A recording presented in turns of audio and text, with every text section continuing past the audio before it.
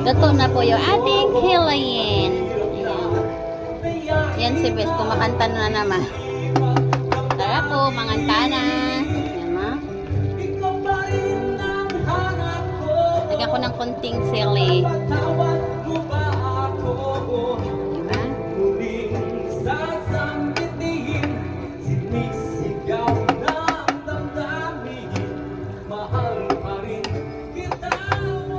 Marinated natin, no?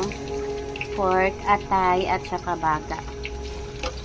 Magluluto tayo ng hilayin ngayong araw. Nalagyan na natin kami.